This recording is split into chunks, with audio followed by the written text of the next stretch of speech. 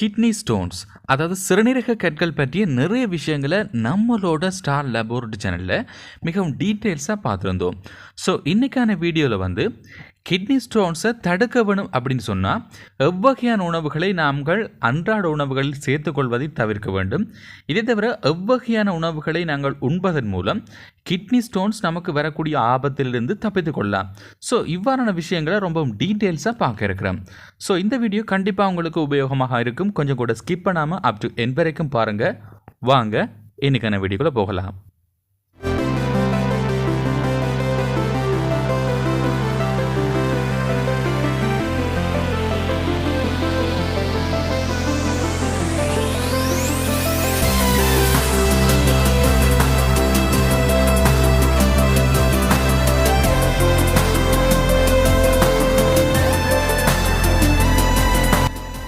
Hello friends, வணக்கம். இது நம்மளோட ஸ்டார் லேபோரட்டரி. இது வரைக்கும் நீங்கள் நம்ம சேனலை சப்ஸ்கிரைப் பண்ணலை அப்படின்னு சொன்னால் முதல்ல சப்ஸ்கிரைப் பண்ணிக்கோங்க. அதோட பக்கத்தில் இருக்கிற பெல் ஐக்கனை மறக்காமல் உடனே கிளிக் பண்ணிக்கொள்ளுங்க. வாங்க இன்னைக்கான வீடியோக்குள்ளே போகலாம். ஸோ ஃப்ரெண்ட்ஸ், கிட்னி ஸ்டோன்ஸை வராமல் தடுப்பதற்கு என்ன செய்ய வேண்டும் அப்படின்றத முன்னாடியும் நம்மளோட ஸ்டார் லேபோரட்டரி சேனலில் பார்த்துருந்தோம்.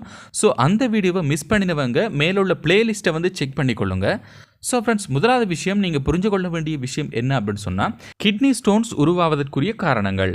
ஒருவேளை நீங்கள் அளவுக்கு அதிகமாக பார்த்தீங்கன்னு சொன்னால் ஒக்சாலிக் அமிலம் சார்ந்த உணவுகளை உள்ளெடுத்தல், இதை தவிர போதிய அளவான நீர் அருந்தாமல், இதை தவிர வேறு சில காரணங்களால் கிட்னி ஸ்டோன்ஸ் ஏற்படுது.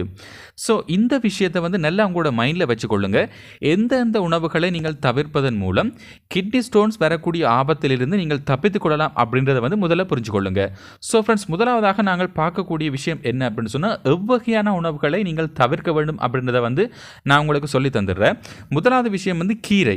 கீரை பொதுவாக நம்மளோட உடம்புக்கு ரொம்பவே தேவையானது ஒன்று. ஸோ சின்ன பிள்ளைகள் கீரைகளை அதிக அளவில் சாப்பிடலாம், எந்த பிரச்சனையும் கிடையாது. ஆனால் வயது வந்தவர்களை பொறுத்த வரைக்கும் பார்த்தீங்கன்னு சொன்னால் அதிக அளவில் கீரையை உணவில் சேர்த்து கொள்வதை தவிர்ப்பது நல்லது. காரணம் என்ன அப்படின்னு சொன்னால் கீரையில் பார்த்தீங்கன்னு சொன்னால் அதிக அளவான ஒக்சாலிக் அமிலம் காணப்படுகின்றது. இந்த ஒக்சாலிக் அமிலம் கற்களை காலப்போக்கில் உருவாக்கக்கூடிய சந்தர்ப்பமும் காணப்படுகின்றது. எனவே சிறுநீரக கற்கள் ஏற்கனவே தோன்றி ட்ரீட்மெண்ட் எடுத்தவங்க, இதை தவிர கிட்னி ஸ்டோன்ஸ் வரக்கூடிய ஆபத்து வயதில் உள்ளவர்கள் கூட இவ்வகையான கீரை வகைகளை அதிக அளவில் சேர்த்துக் கொள்வதை தவிர்த்துக் கொள்ள வேண்டும். நீங்கள் குறைந்த அளவில் உங்களோட உணவில் சேர்த்துக் கொள்ளலாம், எந்த ஒரு பிரச்சனையும் கிடையாது. ஆனால் ஒரு அளவுக்கு மேலே ரொம்பவும் அதிகமாக நீங்கள் உள்ளெடுத்தீங்கன்னு சொன்னால் கண்டிப்பாக கிட்னி ஸ்டோன்ஸ் வரலாம். ஸோ இதை நல்லா உங்களோட மைண்டில் வச்சுக்கொள்ளுங்க. ஸோ கிட்னி ஸ்டோன்ஸ் தொடர்பாக ட்ரீட்மெண்ட் எடுத்தவர்கள் மறுபடியும் கிட்னி ஸ்டோன்ஸ் தோன்றுவதற்கு கீரைகள் ஒரு காரணமாக அமையலாம். ஸோ அளவுக்கு அதிகமாக கீரைகளை உள்ளெடுப்பதை தவிர்த்துக் கொள்ளுங்கள்.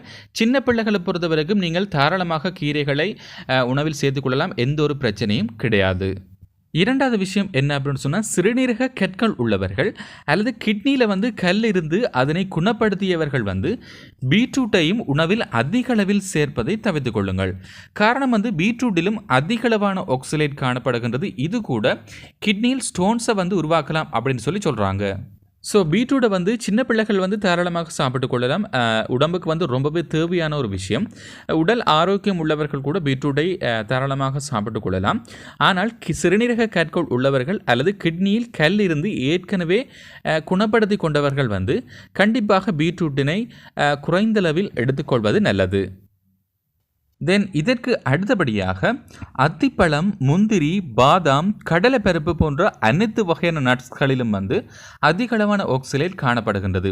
ஸோ சிறுநீரக கற்கள் வரக்கூடிய ஆபத்தில் உள்ளவர்கள் அல்லது கிட்னி ஸ்டோன்ஸ் தொடர்பாக ட்ரீட்மெண்ட் எடுத்துக்கொண்டவர்கள் இவற்றையும் இயன்றவரை தவிர்த்து கொள்ளுங்கள்.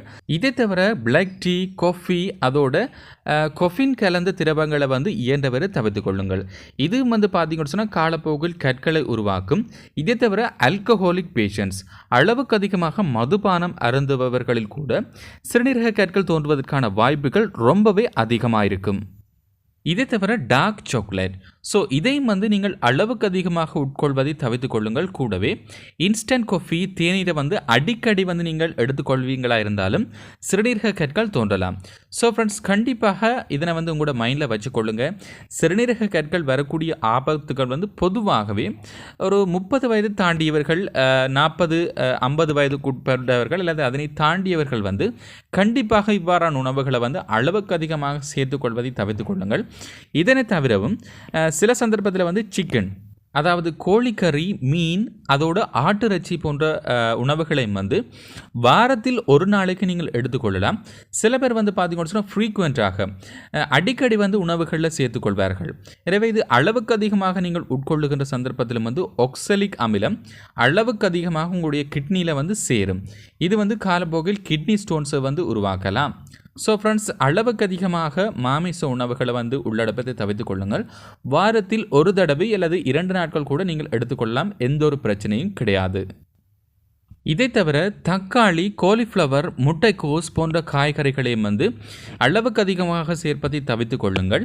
கூடவே அளவுக்கு அதிகமாக உப்பு, சர்க்கரை, புரதம், கல்சியம் ஆக்சலேட் அதிகமாக உள்ள உணவுகளையும் வந்து தவிர்த்து கொள்ளுங்கள். ஸோ ஃப்ரெண்ட்ஸ், இந்த டிப்ஸை வந்து கண்டிப்பாக ஃபாலோ பண்ணுங்கள். சிறுநீரக கற்கள் உள்ளவர்கள் அல்லது சிறுநீரக கற்கள் தோன்றக்கூடிய ஆபத்து உள்ளவர்கள் அல்லது ட்ரீட்மெண்ட்டை வந்து ஃபாலோ பண்ணுபவங்க வந்து கண்டிப்பாக இதை மைண்டில் வச்சுக்கொள்ளுங்க. அன்றாட உணவு பழக்க வழக்கத்தில் வந்து இவ்வகையான உணவுகளை சேர்ப்பதை இயன்றவரை தவிர்த்து கொள்ளுங்க. ஸோ ஃப்ரெண்ட்ஸ், இதற்கு அடுத்தபடியாக எவ்வாறான உணவுகளை அன்றாட உணவுகளில் நீங்கள் சேர்த்து கொள்ளலாம் அப்படின்றத பார்க்கலாம். ஸோ ஃப்ரெண்ட்ஸ், சிறுநீரக கற்கள் உருவாவதை தடுப்பதற்காக மருத்துவர்கள் பரிந்துரைக்கக்கூடிய ஒரு இயற்கையான உணவு வகை என்ன அப்படின்னு சொன்னால் வாழைத்தண்டு. பொதுவாக வாழைத்தண்டு வந்து அதிக அளவான நீர்ச்சத்து கொண்டிருக்கும். கூடவே சிறுநீரக கற்கள் தோன்றுவதற்கான ஆபத்தினை குறைக்கும் அப்படின்றது வந்து ஆராய்ச்சிகளின் மூலம் கண்டுபிடிக்கப்பட்டு உறுதி செய்யப்பட்ட ஒரு விஷயம். எனவே சிறுநீரக கற்களால் அவதிப்படுகின்ற நோயாளிகள் வந்து கண்டிப்பாக வாழைத்தண்டினை நீங்கள் அன்றாட உணவுகளில் நீங்கள் சேர்த்து கொள்ளலாம். இதனை நீங்கள் ஜூஸ் போன்று செய்து பருகிக் கொள்ளலாம் அல்லது வரை அல்லது ஏனைய வகையில் வந்து உங்களுடைய உணவுகளை வந்து நீங்கள் சேர்த்துக்கொள்ளலாம். கண்டிப்பாக சிறந்த ஒரு பலனை தவறும். ஸோ கண்டிப்பாக ட்ரை பண்ணி பாருங்கள். வாழைத்தண்டை கண்டிப்பாக நீங்கள் உபயோகப்படுத்திக் கொள்ளுங்கள். இதை தவிர விட்டமின் சி நிறைந்த உணவுகளை வந்து நீங்கள் உள்ளெடுத்துக் கொள்ளலாம். உதாரணமாக வந்து பார்த்தீங்கன்னா சிட்ரஸ் பழங்கள், லெமன் ஜூஸ், தோடம்பழம், இதை தவிர புளிப்பான பழங்களை வந்து அதிக அளவில் நீங்கள் எடுத்துக்கொள்ளலாம். இதுவும் வந்து பார்த்தீங்கன்னா சிறுநீரக கற்கள் உருவாவதிலிருந்து உங்களை பாதுகாத்துக் கொள்வதற்கு உதவும். இதற்கு அடுத்தபடியாக தரக்கூடிய பெஸ்ட் ரெமெடி என்ன அப்படின்னு சொன்னால் போதிய அளவான நீர் அருந்துதல். ஸோ ஃப்ரெண்ட்ஸ், கண்டிப்பாக உங்களுடைய சிறுநீரகங்களை ஆரோக்கியமாக பேணிக்கொள்வதற்கு போதிய அளவான நீரை வந்து நீங்கள் பருகிக் கொள்ளுங்கள். தினசரி 3 தொடக்கம் 4 லிட்டர் தண்ணீரையாவது நீங்கள் குடிக்க வேண்டும். ஸோ போதிய அளவான நீரை நீங்கள் பருகுவீங்களா இருந்தால் சிறுநீரக கற்கள் வந்து காலப்போக்கில் வந்து சிறுநீருடன் வெளியேற்றப்படுகின்ற சந்தர்ப்பம் காணப்படுகின்றது. கூடவே சிறுநீர் கற்கள் வந்து தோன்றுகின்ற அபாயமும் வந்து தடுக்கப்படும். காரணம் வந்து உங்களுடைய சிறுநீரின் மூலம் வந்து இவை கழுவப்பட்டு சிறுநீர் வழியாக வெளியேற்றப்படும்.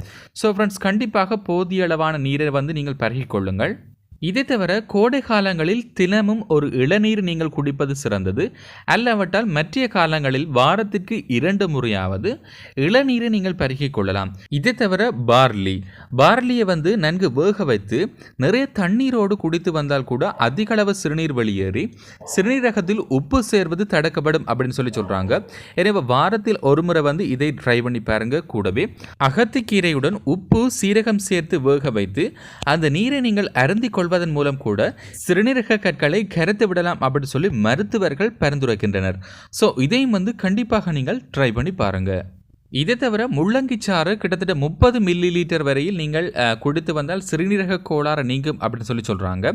இது தவிர சிறுநீர் நன்றாக வெளியேறும். கூடவே வெள்ளரி, வாழைப்பூ, வாழைத்தண்டு ஆகிய உணவுகளை வந்து அதிக அளவில் சேர்த்து கொள்ளுங்க. இதை தவிர வெள்ளரி பிஞ்சு, அதோட நீராகாரங்கள் அதிகமாக உள்ள உணவுகள், உதாரணமாக பீர்க்கங்காய் ஒரு சிறுநீர் பெருக்கியாக தொழிற்படும். அதனை அடிக்கடி உணவுகளில் சேர்த்துக்கொள்ளலாம். இதை தவிர புதினா கீரையை வந்து நீங்கள் தொடர்ச்சியாக சாப்பிட்டு வரலாம். இது கூட சிறுநீரகங்களுக்கு நல்ல ஒரு பலனை தரும். இதை தவிர நான் ஏற்கனவே கூறியதை போன்று பசலைக்கீரை போன்ற ஏனைய கீரை வகைகளை அதிக அளவில் சேர்த்து கொள்வதை தவிர்த்து கொள்ளுங்கள். ஸோ ஃப்ரெண்ட்ஸ், இன்னைக்கான டிப்ஸ் ரொம்பவே உங்களுக்கு உபயோகமாக இருந்திருக்கும். ஸோ இந்த டிப்ஸை கண்டிப்பாக நீங்களும் ஃபாலோ பண்ணுங்க. சிறுநீரக கற்களால் அவதிப்படுபவர்கள் அல்லது சிறுநீரக கற்களுக்காக ட்ரீட்மெண்ட்டை ஃபாலோ பண்ணுபவங்களுக்கு கண்டிப்பாக இது உபயோகமாக இருக்கும். ஸோ இந்த வீடியோ பிடிச்சிருந்தா கண்டிப்பாக லைக் பண்ணுங்க, கமெண்ட் பண்ணுங்க. கூடவே இந்த வீடியோவை உங்களோட ஃப்ரெண்ட்ஸுக்கும் ஷேர் பண்ணுங்க. இது போன்ற மேலும் பல தகவல்களை தெரிஞ்சுக்கணும் அப்படின்னு சொன்னா நம்மளோட ஸ்டார் லேபரோட்டரி சேனலை மறக்காம சப்ஸ்கிரைப் பண்ணுங்க. கூடவே பக்கத்தில் இருக்கிற பெல் ஐக்கனையும் மறக்காம கிளிக் பண்ணுங்க. மேலும் ஒரு நல்ல தொகுப்பில் சந்திக்கலாம். அதுவரை உங்களிடமிருந்து விடைபெறுவது உங்கள் சர்வேஷன். நன்றி.